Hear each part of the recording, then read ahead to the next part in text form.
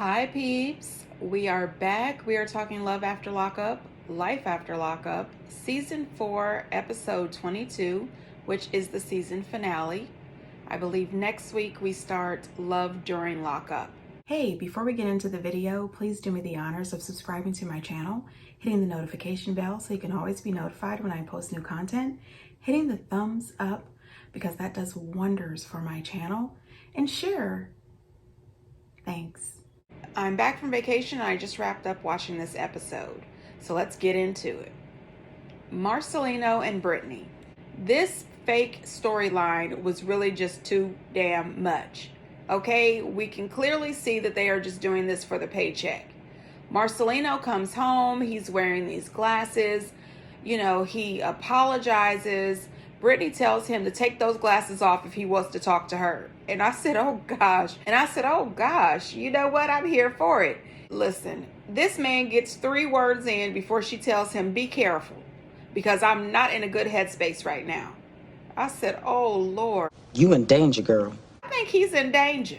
She is not here for the bullshit. She confronts him about everything. He did all the stuff that the guilty do.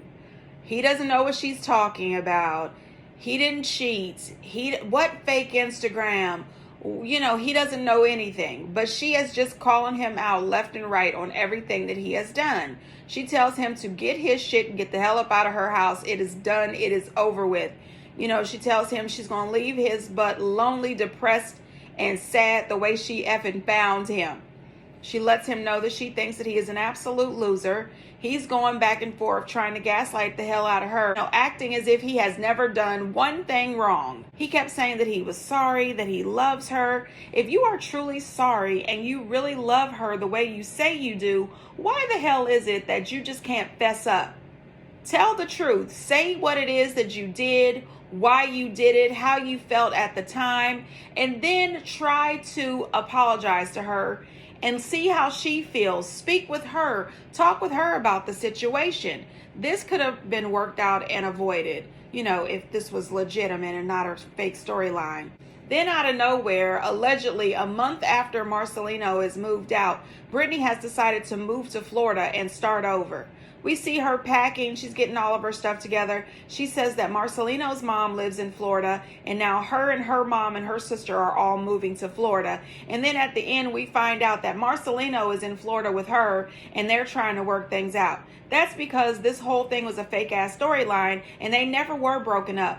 This is just the story that we're going to play out so that we can get a check. We TV, again. Please let this be the last season for Marcelino and Brittany. This is getting to be ridiculous. One thing I also want to say is Brittany was throwing things around the house. That's just ridiculous. Breaking their marriage photos or whatever those were. Why tear up your own shit? And if you are sitting around breaking up things in your house, you're the one who has to clean it up. That just makes no sense. And I tell you what, if we would have seen some real tears from Brittany, I would say she had a career in acting. Taylor and Chance. So, Chance is still looking like a creeper to me. He is out spending money again. They are having this big gender reveal party, and he's out buying jackets. A pink jacket for her and a blue jacket for himself that he says he spent $150 for. I said, well, where the hell did he get this ugly ass jacket for $150?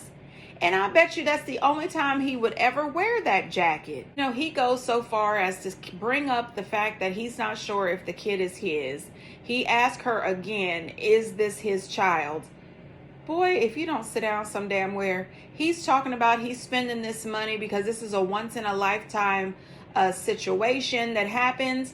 But I heard allegedly this dude already has 4 grown children, and that next season he will be back because he was seen filming with the Love After Lockup crew with his son. So this isn't a once in a lifetime thing. Maybe this is the first time you've actually been there from beginning. I don't know. And Chance has the car parked up on the front lawn. And I didn't know, is that a makeshift driveway that he created? Because that sure is not where the garage is. But I don't want you parked out on my front lawn. It reminds me of my hometown. If your car is on bricks, it shouldn't be in the front yard. And if this is not the driveway, get that car out of there. I'm just saying. So Chance gets the paternity test, and the show shows him rolling off real fast. I said, why do they play games like this? Really? Trying to make us believe that he got the results, opened them, and found out he's not the daddy. So Taylor goes to meet up with all of their family and friends. They're planning this big gender reveal party. Her and Bobby's dad is there, and the stepmom, and I still don't like them from their last visit. You know, the last time we saw them, they were talking so greasy about Bobby that I just didn't like them. And I also felt that they were kind of users. They were living off of Taylor for a little while. I don't know. But they were there and wondering if Bobby was going to show up. Next thing you know, this dude has a plane fly over. The plane flies over to reveal the baby is a boy. And I said, well, damn it, how much does that cost? And at the same time, somebody in the crowd says, you paid for this? And Taylor said, how much does this cost? She would have much rather they use that money for something else and just had balloons with blue confetti in it. And I agree. Just pop a balloon with some confetti, hiring a plane to fly over. I wanted to know, how much did it cost? So I Googled it. And according to Google, the rates range on average from $500 to $3,000 to have a plane fly over with that sign on the back. You know what? When he was in the car with the mail, he had bill after bill. I have a feeling that this dude has a ton of bills coming in, and he just grabs the mail really quick before Taylor has a chance to see it. She said that she was letting him plan this gender reveal party because it was keeping his mind off of this wedding that she was trying to, in my opinion, back out of. I'm thinking that Taylor is really still traumatized from past relationships. And Chance is the king of con men, and she is being scammed and conned and manipulated. I think that he is going to leave her with a buttload of bills. I think that Taylor is dealing with a lot. She's got 3 kids. She's pregnant. She's very sad that Bobby is leaving. And she's dealing with Chance. I think that if she got rid of Chance, that would be over half of the stress that she would need to go through. But the fact that she allowed herself to get pregnant, she's going to have to deal with Chance forever. Chance could have used that flyover money, that jacket money, to buy a crib, you know, a stroller, walkers, diaper genie, bottles. You know, there are thousands of things that babies need that he could have used that money for. Chance is just fiscally irresponsible. Bobby did have a conversation with her father, and I really was a little concerned because of the way he spoke about her the first time he was on the show. But we found out that he was a deadbeat dad. And then he, of course, voiced his concerns of losing her because of the drugs. And I think some of the reason that he acted the way he did about Bobby is that he is freaked out that one day he's going to get the call that his daughter is gone and that he's never going to see her again because of these drugs. So it was nice to see that they were able to have a calm, civil conversation, and she was able to let him know that she was moving to Arizona.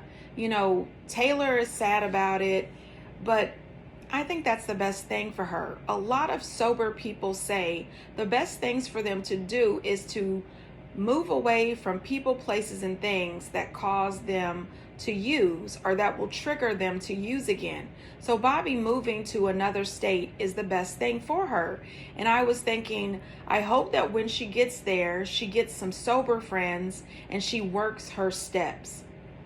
At the end, we find out that Bobby is doing great in Tucson, Arizona. She is working as a certified nurse's assistant, and she's happy and she's sober. That makes me so proud of Bobby. You know, Taylor and Chance are excited about the baby boy that's coming in November. Chance is trying to make sure that their wedding is set for 2023, and Taylor is still on the fence. I personally think that Taylor should find an escape plan to get rid of this dude. Deontay and Lindsay. So Lindsay stops by to see Deontay. She wants to give him his laptop back that he gave her. She says after they had that argument, she went home that same night and had the sex with Blaine for the first time. I said, girl, that's a damn lie. You probably had the sex with Blaine a long time ago. You know, I'm thinking that maybe she wanted to get into a relationship with Blaine so that her and Blaine can continue on life after lockup. Deontay refuses to accept the laptop back. He just wanted to know if her and Blaine had been in a relationship this whole time. She says no, but by the way she's looking at him, I think she's absolutely lying. She does try to give him some advice, telling him to find happiness within himself before he can find happiness with someone else. I agree with the advice. Now, I agree with the advice, but not from the messenger. Girl, bye. Deontay gets in the car because it's time for him to take that 12-hour drive back home, which I wish she could have just broke up with him over the phone instead of letting this man drive 12 hours to see you with gas prices the way they are. I'm just saying. Anyway, before he can get all his tears out in the car, she's out in the car with Blaine, kissing and making out. I said, girl, couldn't y'all waited until y'all left the house? Not in front of this man. Now, Lindsay's spending time with her daughter. I really love to see it. Any time that she can get with Miley Grace, I think is a plus. I hope that she can figure out her life. I hope that she can continue staying sober. And I also hope that she can figure out what the heck is going on with these warrants out for her arrest so that she can be there for her daughter. When she was talking to her daughter, she was telling her about her probation, about her drug test, about her relationship with Deontay. I think your daughter's 12 years old, and I don't think that she needs to know all of that stuff. Or you can find a way to be creative about the way you tell her. That's just my opinion. You know, each mother has to do it the way they think is best. She did make some kind of comment about how the system is taking mothers away from their children. And I said, no, the mothers committing crimes is what's taking them away from their children. Stop doing the crime and then you won't have to do the time. You know, don't blame the system, blame your damn self. However, I do think that Lindsay has grown a lot.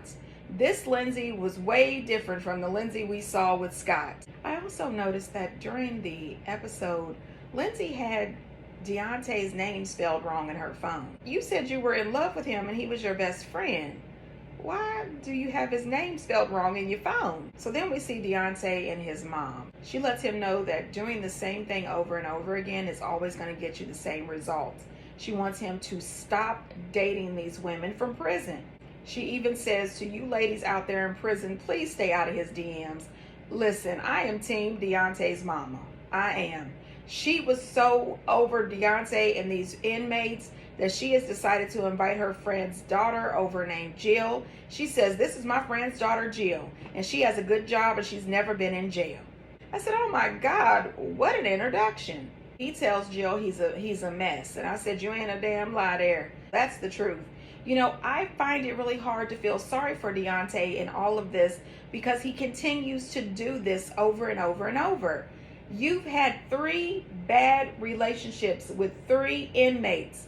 You know it's not okay. You know it's not working out. You know you're being used, but you continue to go forward with this. Cut it. In the end, we find out that Blaine and Lindsay are still together. She is still facing charges. Deontay is supposedly single and stays in touch with Lindsay. Well, we know that's not true. Deontay definitely has a girlfriend. After the show aired, Deontay posted and he said that, you know, it has been a long time coming. He wanted to share the information. He has moved on. He's got a new girlfriend and she is not an inmate.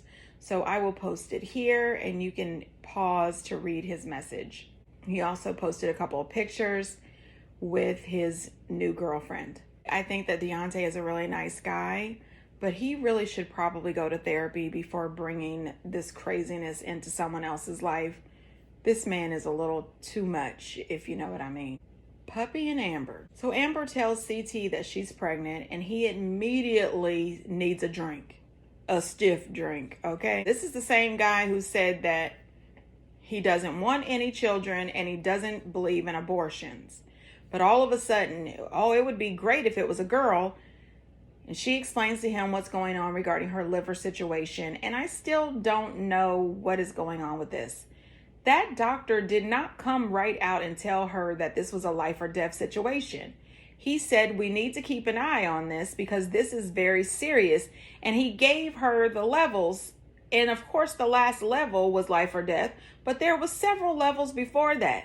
And we didn't hear anything about her having multiple tests, second opinions, none of that information. She just went right for, oh, I've got to get an abortion. It was a little weird for me. My thing about TC is this. He kept saying he doesn't want any more kids. He hates abortions, but he doesn't have any problems having sex without protection. Make that make sense. You don't believe in abortions until the issue affects you. Now, all of a sudden, since this affects you, it's okay. We also see Puppy and Eric, and Eric was trying to be as supportive as he could for Puppy, but Puppy is still really confused. She doesn't know where to go or what's going on with this relationship. I still think that Puppy should find herself back home with her mom, getting some therapy, finding a job, and helping her mom. She really does need to find some independence along with some self-esteem and self-worth for herself.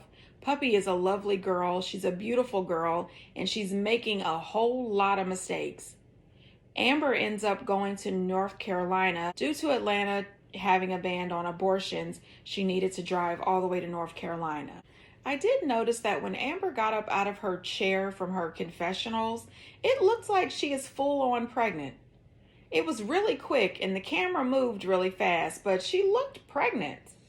TC called Amber to check on her to see how things were going.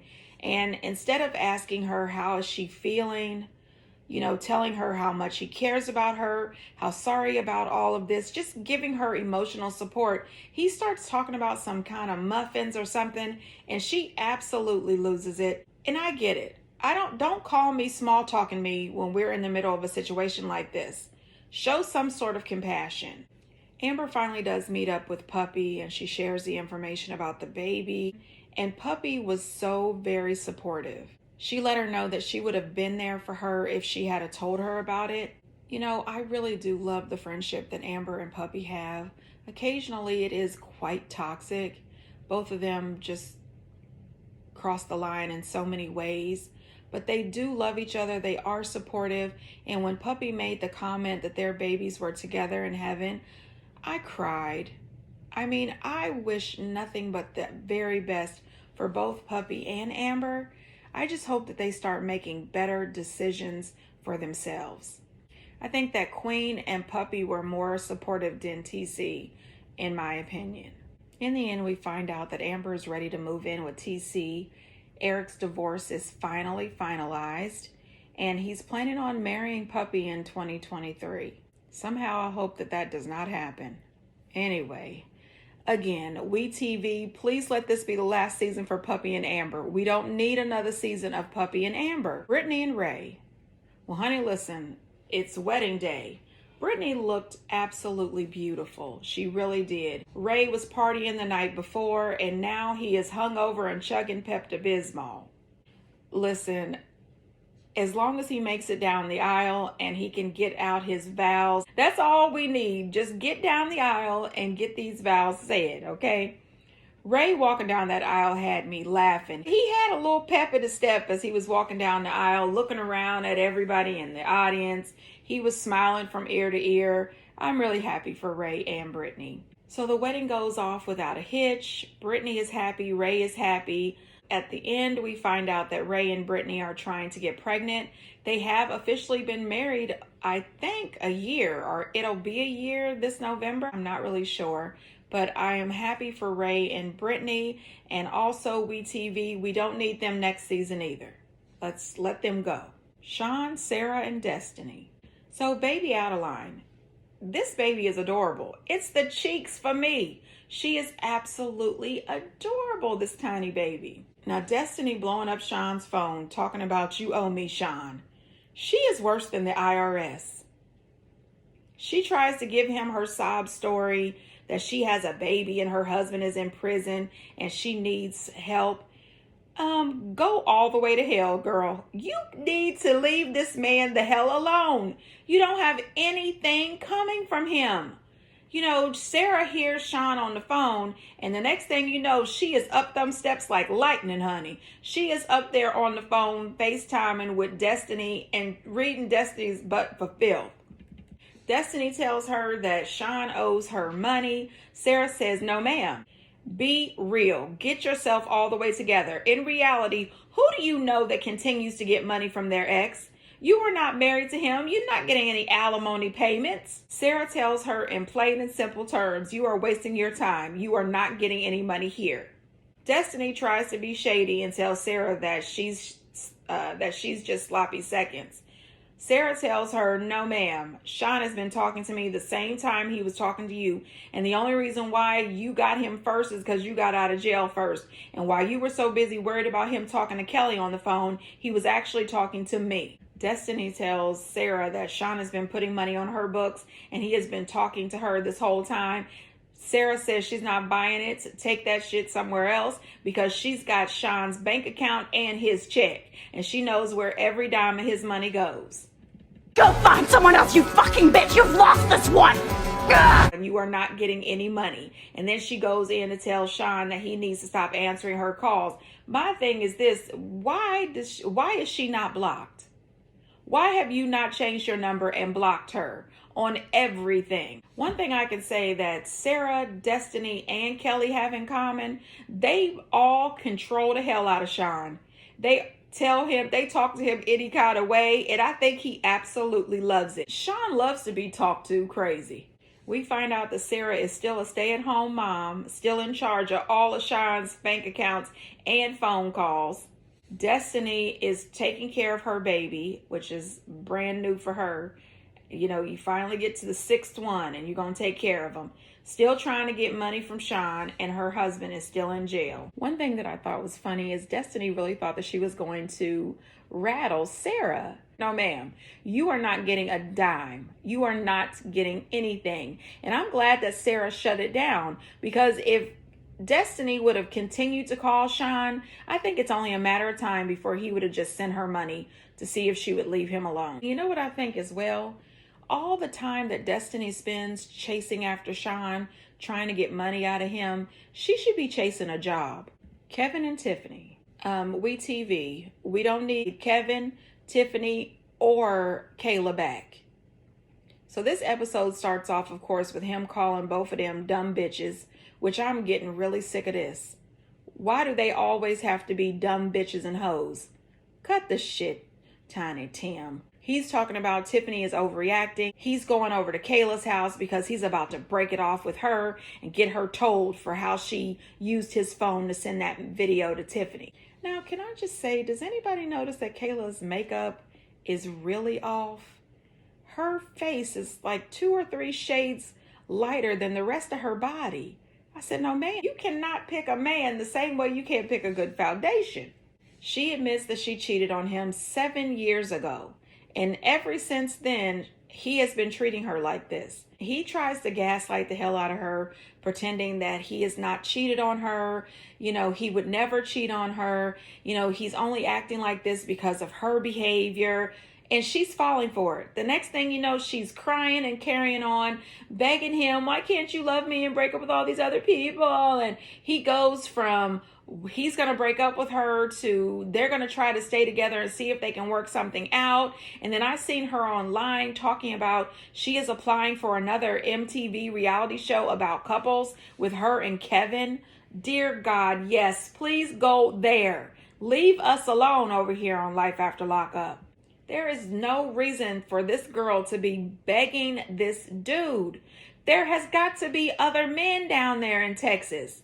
You have got to pull yourself together. Find some self-love and self-respect.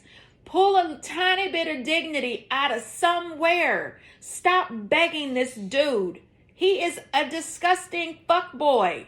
Then they go over to Tiffany's house and we find out that she's dating some man named Thomas who has decided that he does not want to be involved with Life After Lockup. His picture is blurred out. I mean, Kevin just lies. Kayla crying. They have sex and it just starts all over again. Lying, crying, sex, boom. Lying, crying, sex, boom. All the time. Who the hell wants to live like that? And their promise to be committed, that lasts until Kevin walks out your house. At the end, we find out that Kevin and Tiffany no longer speak. Kevin is lying and saying that he's trying to be faithful to Kayla. And Tiffany is still dating Thomas. Chaz and Branwen. Now, honey, listen, I could not believe Chaz is still in Portland. I said, what the hell is this man still doing in Portland? Why haven't you carried your butt back to Kentucky? He says that his flight has been delayed, and that's why he's still there. I said, sir, you are going on, your 5th delay? He gets a FaceTime call from the lady, Tawny, who had been sharing all this information with him. And she tells him about Yola, who, by the way, is back in jail. Chaz thanks her for giving him the information, and, he says that he knew exactly who Yola was and that he's clearly had his blinders on. So he thanks her so much for helping him and giving him this new information. He says that the takeaways from this relationship is to don't be so trusting, look harder for the red flags, don't date an inmate, and marry a prostitute. Well, those all sound like good pieces of advice. Don't trust everyone. Definitely watch out for the red flags. Don't date an inmate. And don't marry a prostitute. Well, all right. We see Bronwyn with Rolla. She's wearing a shirt for a dress. She's trying to walk in heels again. Her hair extensions are horrific. And her eyelashes still have her looking like Snuffleupagus. Anyway, she's smiling and laughing and eating donuts with Yola. She mentions to the producers that she has blocked Chaz on everything, including the phone that he pays for. But don't worry, honey. Chaz has shut her cell phone off. He said, let her new man pay for it. I said, oh, wow. Go Chaz. Because, why the hell would you be paying for her phone? She got a new man and you blocked. No, ma'am. No, ma'am. No, ma'am. Anyway, I wonder how long it took her to realize that her phone was shut off. By the way, I also hear that Yola has a wife and a child. And that he goes back and forth between Branwen and his wife. Interesting. She says that she's glad that she didn't go to Kentucky. She's happy that she's there so she can be with Yola. I said, well, you can visit him in prison. Branwen was using Chaz from the go. If she really cared about her health, her sobriety, and having this bright future that she says that she wanted to have, she would have took her butt to Kentucky and started over fresh with her husband if she really loved Chaz, but she never did. She was clearly using him. Chaz says that he's going to put out a Yelp review about Branwen, and he's going to say that she is overpriced, her service sucks, and you can find a cheaper, better version down the street. Chaz. This man is pissed, okay? He then throws his ring in the river. At the end, we find out that Branwen has not signed the divorce papers from Chaz yet. I wonder if she's waiting for a period of time so that she can get some sort of alimony or something from him. I have no idea. She has been rearrested, but she is for parole violation, but she has been released. So she's back out, focused on her studies. Right.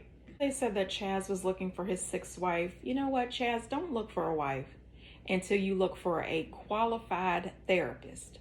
See somebody, okay? Work on yourself first. And as far as Branwen, you really need a rehab. You need rehab and someone from a really good salon to work on your hair and your lashes. It's too much. Anyway, you guys, get down in the comments and let me know what you think. Love During Lockup starts next week. And until next time, bye.